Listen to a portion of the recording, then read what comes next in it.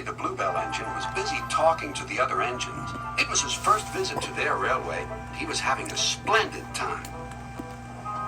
"You are very lucky engines," he said. "Your line has got everything.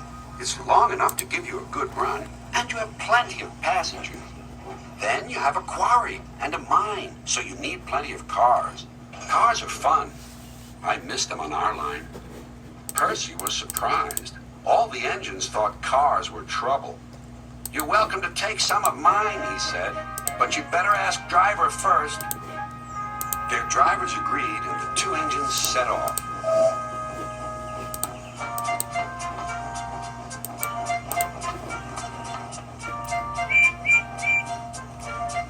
Thomas and Toby were speechless. Stepney took the cars to the harbor.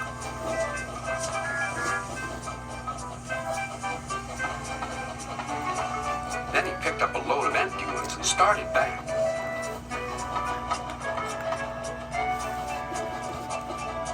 Ahead was a cricket field. The game had just begun.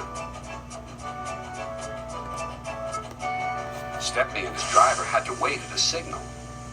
"Good," said his driver. "We can watch the game." Then there was trouble. The batsman hit the ball.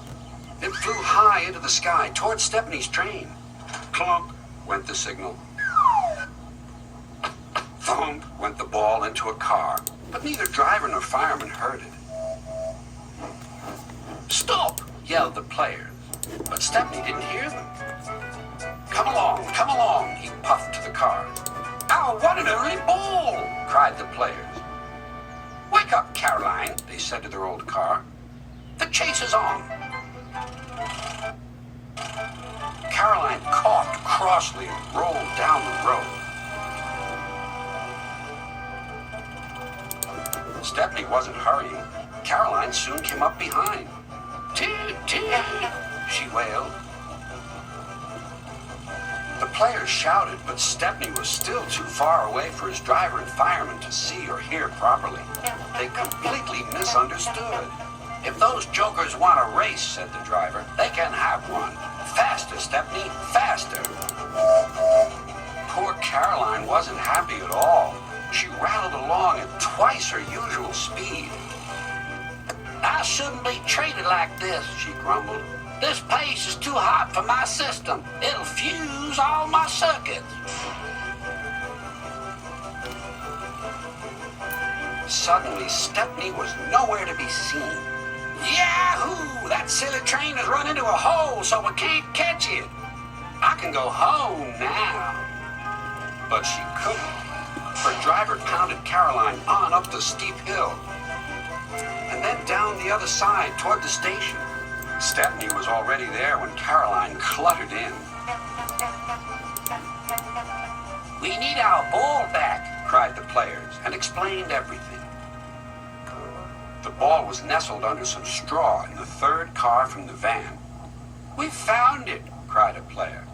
"We're sorry," sighed the driver. "Oh, you couldn't help it," replied the player. "Now we must get back quickly." "You'll be lucky," said the driver. Caroline looks worn out. And she was. The driver spoke to the station master and the signalman, and they all agreed on the plan. Soon they had rolled Caroline onto a flat car with a brake van coupled behind. The players crowded inside, and Stepney pulled the train back to the playing field.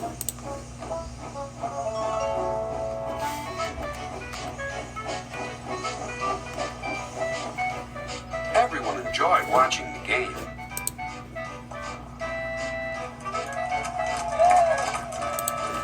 Even Caroline was pleased. She doesn't think trains silly now. They have their uses. They can save wear and tear on a poor car's wheels.